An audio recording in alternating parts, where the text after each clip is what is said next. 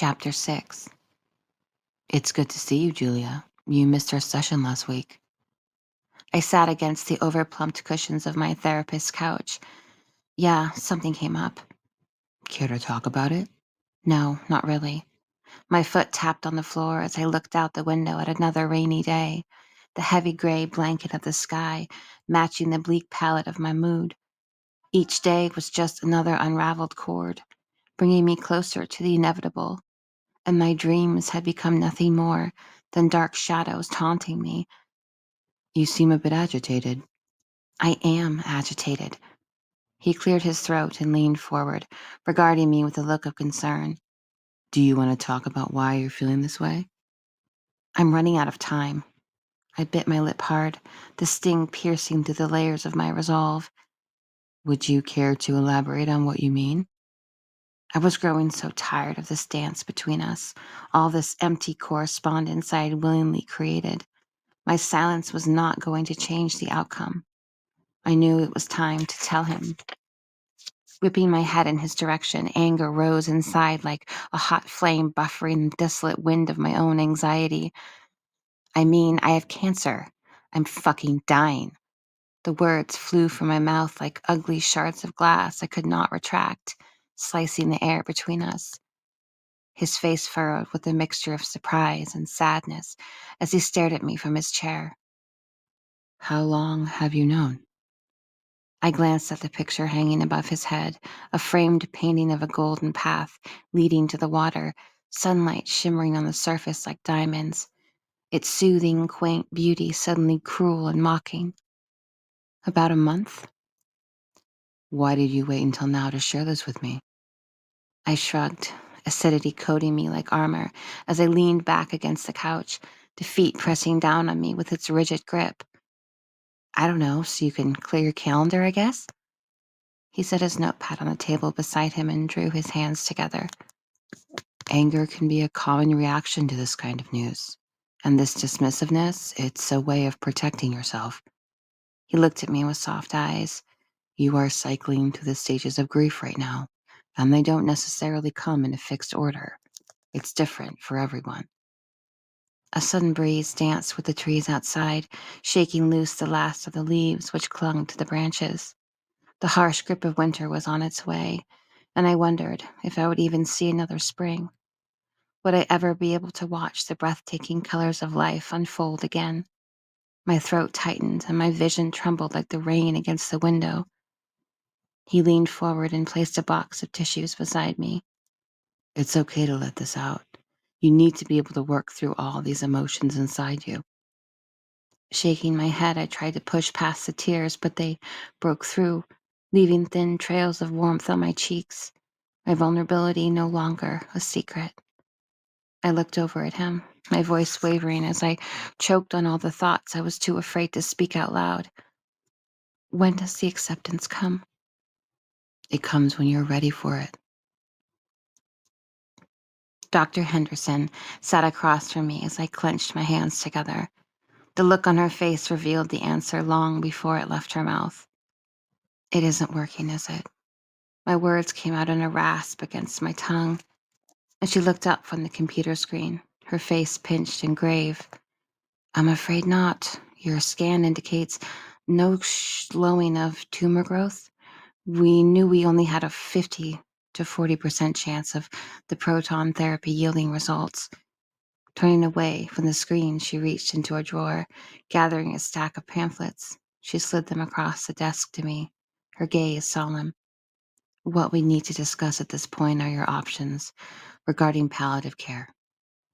Her words fell on me like a blast of frigid air as I stared at the papers, the brutal slap of finality sucking the breath out of me. Brochures. That's all she had left. Hollow information on glossy, folded pieces of paper.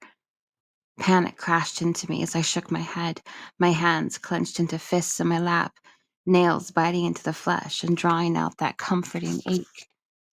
No, there has to be something else we can try. An experimental therapy, holistic herbs.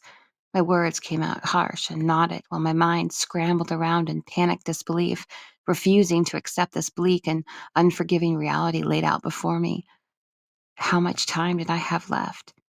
How many breaths? How many sunsets? How many hushed mornings when the hum of the city had not yet woken, and the air was rich with the echo of the ocean, like a soft, comforting sigh. The claws of desperation pressed the air from my lungs. I wanted more of these moments I had so foolishly taken for granted. She leaned back in her chair. There are a few experimental trials available, but unfortunately your cancer is too far advanced for you to be a viable candidate. I'm sorry, I wished we had more options. So this is it then. A cold sweat crept along my skin, and nausea rose in my gut as the walls closed in on me. My life reduced to pamphlets and doled out words of condolences. I have to get out of this room. Please take a look at these. She slid the papers closer to me. There are a lot of valuable resources and information for you to help make things more comfortable. The blue of her eyes pierced into me, full of a sympathy that felt clinical and rehearsed. Have you been going to the support group I recommended? I nodded, my limbs laden as I pulled on a loose thread in the hem of my shirt, watching it slowly unravel between my trembling fingers. I don't remember how I got home. My body had taken over, performing a series of meaningless gestures that resulted in me curled up in bed, watching light play over the walls while I clutched my covers like a life raft. What was the point of it all? There was nothing left. My life had been whittled down to a handful of months, and all the control I so fervently clung to had slipped from my grasp. The crushing truth hit me with a cruel and unrelenting force, stealing my breath. I was alone. Gasping, I clutched at my chest as if I could rip away at the truth and expose a different answer beneath.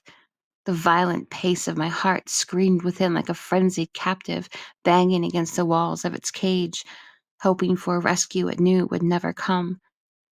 I stumbled from the bed, but the weight on my chest did not release. It gripped itself tighter, and my lungs struggled for air. I can't breathe.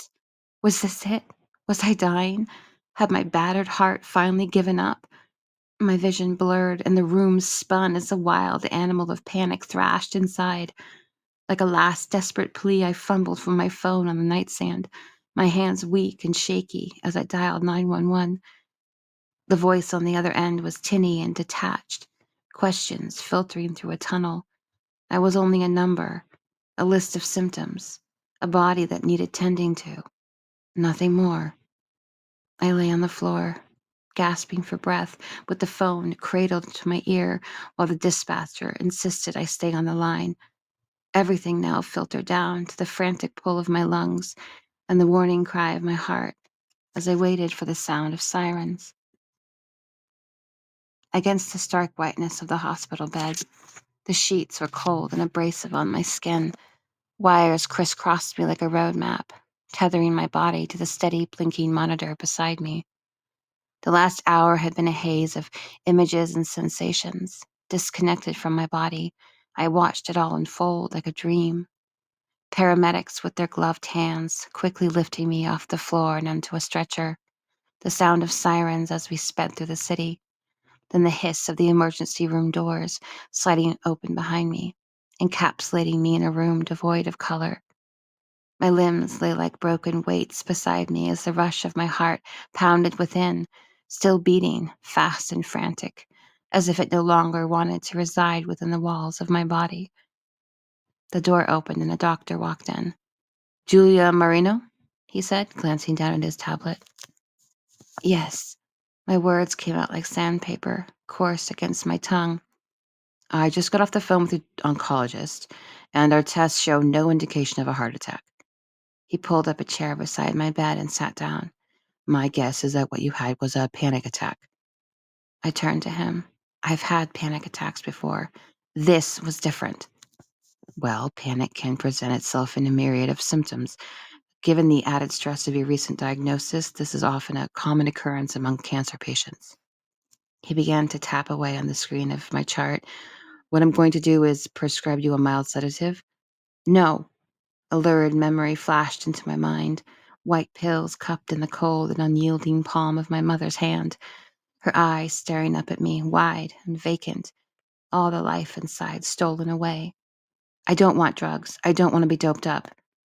What I'm prescribing you is a very low dose. You will not be doped up. This medication will only help relax you a little so that that heart rate of yours can come down. He leaned back and rested the tablet on his lap, regarding me as if I were a child. I flinched and turned my head from him, focusing on the pulsating lights on the monitor, a rapid staccato of colors on a screen. Fine. I knew I wouldn't take them. My words were only a pale agreement to mollify his concerns. Okay, I'll go get your prescription and discharge papers ready for you then. He stood from the chair. Is there someone you can call to come pick you up? Not really, no. My eyes drifted to the window as I remembered the card Quinn had given me last week, still nestled in the pocket of my purse like a faint beacon of comfort. A nurse breezed in and silently removed the wires attached to my chest, her fingers quick and efficient as she turned off the machine. And then she was gone, the door clicking softly behind her, leaving me alone with my tattered thoughts. I rose from the bed and sucked in a sharp breath as a strong wave of dizziness overcame me once more. Gripping the railing of the bed, anxiety clawed at me. I no longer trusted my body and what it was capable of. Like a child, terrified of the monsters lurking in the dark, the idea of going back to my apartment filled me with an overwhelming dread. My hand shook as I waited for the instability to subside. Fumbling with the ties of the hospital gown, I retrieved my clothes from the chair next to me and rooted to the contents of my purse until I found Quinn's card, and before I lost the nerve, dialed his number. He answered on the second ring. At the sound of his voice, pleading words I could barely decipher tumbled out, abrupt, frantic, and punctuated by a stifled sob.